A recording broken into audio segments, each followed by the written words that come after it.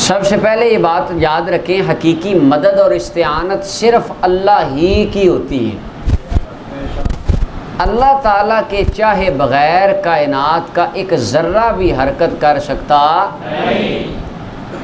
کوئی انسان ہو یا کوئی بھی مخلوق ہو، بغیر حکم ربانی کے، بغیر عطائے الہی کے، کوئی انسان کسی شے کا مالک و مختار نہیں۔ اللہ تعالیٰ نے اس عقیدے کو قرآن کریم کی سورہ اعراف آیت نمبر 188 میں بیان فرمایا قل لا املک لنفسی نفعا ولا ضرا الا ما شاء اللہ۔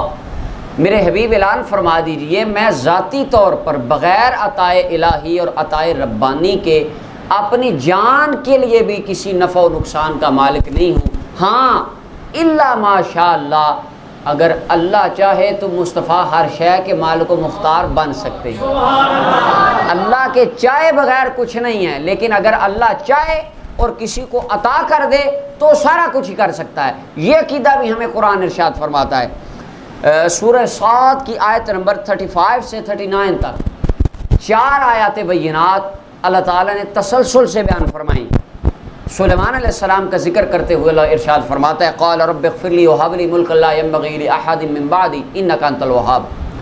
سلیمان علیہ السلام نے دعا مانگی، میرے رب مجھ پر کرم فرما اور مجھے ایسی بادشاہت عطا فرما جو بعد میں کسی کو نہ ملے، کسی کی لائق نہ ہو وہ بعد میں، عطا فرمانے والا تو ہی ہے۔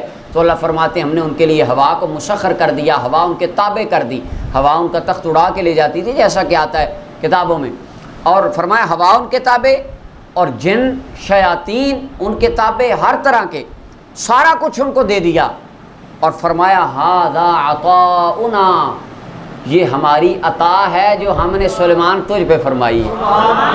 اور اگلی بات اب پتہ چلا قرآن عقیدہ دیتا ہے نبیوں پہ عطا ہوتی ہے، اللہ والوں پہ عطائیں ہوتی ہیں اللہ کی۔ اور اگلی بات فرمایا فامنن او امسک بغیر حساب، جس کو دل چاہتا ہے جتنا چاہتا ہے عطا فرما دے، رب حساب نہیں لے گا، بخش دے۔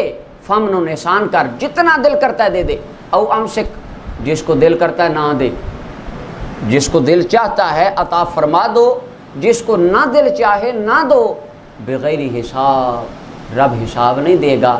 اور اب یہاں سے دیکھیں وہ حدیث پاک کی طرح اشارہ میں کر دیتا ہوں، مصطفیٰ فرماتے ہیں اللہ نے مجھے کائنات کے خزانوں کی چابیاں عطا فرما دی، تو فرمایا فامنن او امسک، عطا کر یا روک لے۔ یہ ھذا عطاؤنا، یہ تیرے پاس جتنا کچھ ہے یہ عطائے خداوندی ہے، یہ سارا کچھ عطائی ہے، اللہ کا ذاتی ہے، نبیوں کا عطائی ہے، اور اللہ نے عطا کیا اور اختیار دے دیا، جس کو چاہیں جتنا چاہیں جب چاہیں اللہ کی عطا سے عطا فرما۔ اور جناب عیسیٰ علیہ السلام کا وہ واقعہ بھی قرآن کریم کی سورہ آل عمران کی آیت نمبر 49 میں ہے، فرمایا انی اخلق لکم من الطین، میں بناتا ہوں تمہارے لیے پرندے۔ اب آپ بتائیں پرندہ کون بناتا ہے؟ لیکن عیسیٰ علیہ السلام فرماتے ہیں میں بناتا ہوں۔ تو یا اللہ خالق کائنات تو تو ہے، فرمایا بنایا تو عیسیٰ کو بھی میں نے ہے، پر بنا کے میں نے اسے آگے بنانے کا اختیار دے رکھا ہے۔ تو نبی ولی سارے غوث قطب ابدال یہ سب اللہ کی مخلوق ہیں، اللہ رب العالمین کی رضا کے ساتھ اللہ کے دیے ہوئے سے یہ عطا فرما سکتے ہیں۔ اور فرمایا فانفخ فیہ، میں پھونک مارتا ہوں فیکون طیرا باذن اللہ، لیکن اللہ کے اذن سے وہ پرندہ بنتا ہے، بناتا میں ہوں، پھونک میری ہوتی ہے، شفا اللہ عطا فرما دیتا ہے۔